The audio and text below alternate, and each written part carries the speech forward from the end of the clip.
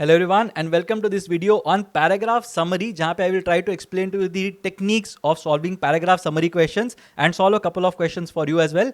Last में एक practice question है जिसका answer you are supposed to tell me in the comment section below with the reasoning if you can. So यहाँ पे your paragraph summary का पूरा revision हो जाना चाहिए.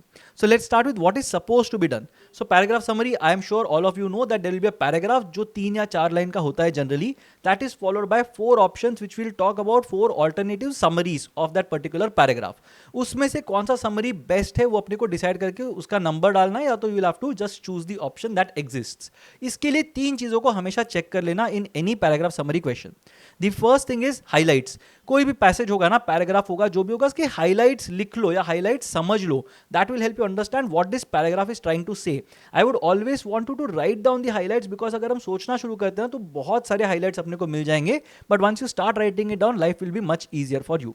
तो highlights is the first checklist. The second checklist is examples. कहीं पे भी कुछ एग्जांपल दिया होगा ना कि कुछ बताया और फिर एक एग्जांपल दिया है, you can conveniently disregard the example completely. Because अगर मैं कोई चीज को समराइज कर रहा हूं ना, मैं सपोर्टिंग एग्जांपल्स नहीं दूंगा. I will maybe summarise the example as well and say that अच्छा ये उस जमाने की बात है या इस कॉन्टेक्स्ट में ऐसे हुआ था. That's it. I will not sit and explain the entire example. तो समरी के अंदर कभी भी एग्जांपल इलैबोरेट तरीके से नहीं आएगा. So you are not expected to read the example with a lot of effort as well. The third thing is in terms of the tone. Positive है, नेगेटिव है, न्यूट्रल है, ये समझ लेना and add your words to this particular thing so you will be better off. तो एक काम करते हैं, 2 क्वेश्चंस देख लेते हैं from the past CAT papers and I am sure you will get a very good understanding of paragraph summary looks like. Example 1 ले लेते हैं. This is the paragraph. तो एक बार पॉज करके पैराग्राफ को पढ़ लेना and try to write down the pointers pertinent to this paragraph. What do you think will work here. तो biologists who publish their research directly to the web have been labeled as rogue. तो रोग बोलते हैं उनको, मतलब उनको खराब बोलते हैं. फिजिसिस्ट को बोलते हैं कि भाई ठीक है कोई प्रॉब्लम नहीं है करके. Prior to submitting in a peer reviewed journal. तो वेब पे जो पब्लिश करते हैं उनको फिजिसिस्ट्स में इतना प्रॉब्लम नहीं आता, बट बायोलॉजिस्ट को बहुत प्रॉब्लम आता है. Advocates of pre prints. तो प्री प्रिंट को लेके जो लोग बोलते हैं कि हाँ ये ठीक है करना चाहिए करके, वो लोग बोलते हैं that it's very quick, open dissemination हो जाता है, रिसर्च फास्ट हो जाता है और एक्सेस मिल जाता है बहुत लोगों को नॉलेज का. So that is what is been said here. But in spite of this कुछ जर्नल्स हैं जो नहीं एक्सेप्ट करते. फाइन, अभी फिर भी मतलब काफी ज्यादा ग्राउंड गेन कर रहा है ये रिसर्च या ये practice in research, but biologist are worried that भाई उनका परसेप्शन को क्या हो जाएगा. So let's try to write down the highlights as I mentioned them.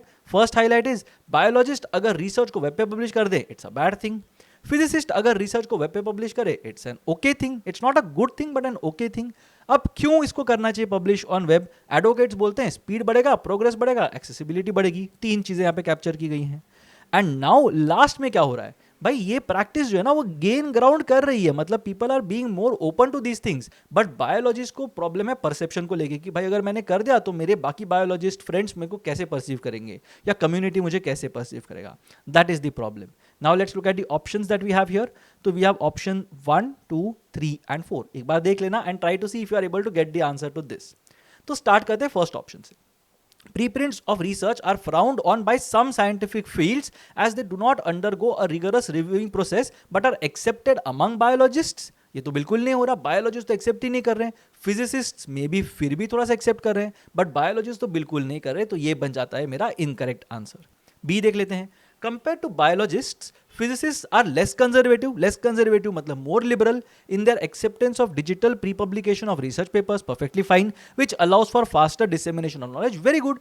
काफी ज्यादा इसमें कैप्चर किया हुआ है, बट एक्सेसिबिलिटी की बात नहीं की गई है. बायोलॉजिस्ट को जो खराब लगेगा परसेप्शन वाला पार्ट है वो यहाँ पे कैप्चर नहीं किया है, तो मैं इसको मार्क करूंगा ऑरेंज. अगर कुछ बेटर ऑप्शन मुझे मिल जाता है तो maybe I will say that is the answer and this is not the answer. Otherwise I will say that यही मेरा करेक्ट आंसर है. ऑप्शन सी देख लेते हैं. While digital publication of research is gaining popularity in many scientific disciplines, almost all peer-reviewed journals are reluctant to accept papers that have been published before. Almost all peer-reviewed journals, ये कहाँ से आ गया? ये तो नहीं बोला हुआ है, right? Many journals do not do it बोला हुआ है, but almost all कहाँ से आ गया? That is a problem here. Also, यहाँ पे एक बहुत important word है ना, वो missing है जो पैराग्राफ के अंदर बार-बार बताया गया है, which is biologists. मैंने अगर बायोलॉजिस्ट ही नहीं बोला है ऑप्शन सी के अंदर तो how can that be a summary. पूरा पैसेज या पैराग्राफ तो बायोलॉजिस्ट के बारे में है. So C is not my answer. D. One of the advantages of digital preprints of research is that they hasten the dissemination process, but these are not accepted by most scientific communities. Most scientific communities कहाँ से आ गया? Biologists कहाँ पे है again? तो नहीं है biologist, तो ये भी मेरा आंसर नहीं है. Of the 4 options, which is very close to the answer that we are looking for, option B, and that's why that is our correct answer.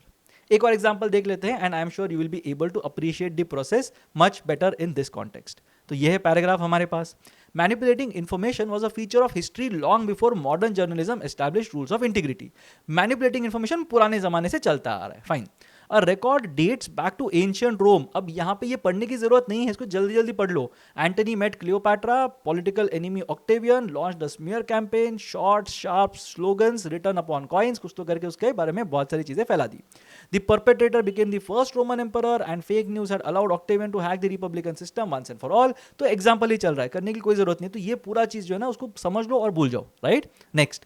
But the 21st century has seen the weaponization of information on an unprecedented scale. मतलब बहुत बड़े scale पे अभी weaponisation हो रहा है information का.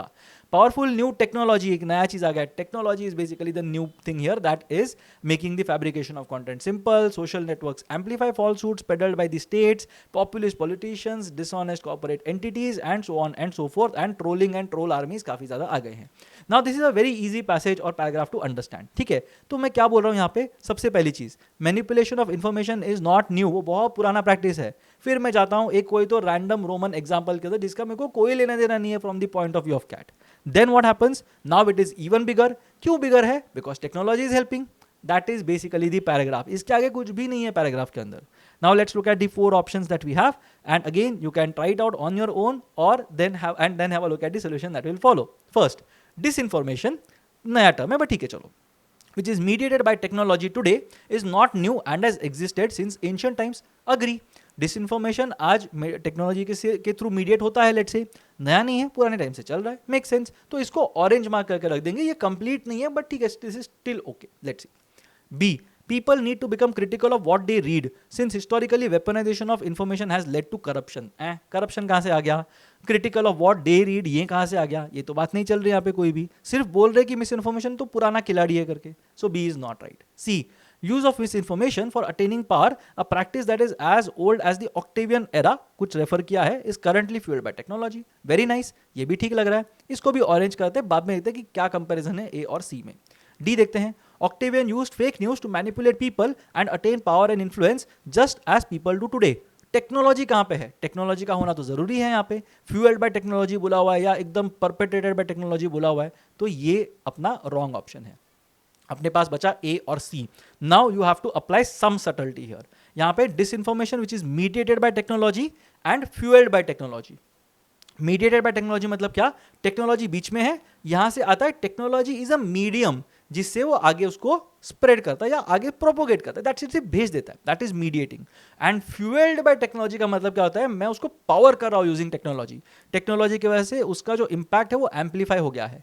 सी is a much better option than A purely because of the use of the word fueled compare to mediated. That's why the correct answer here is option C.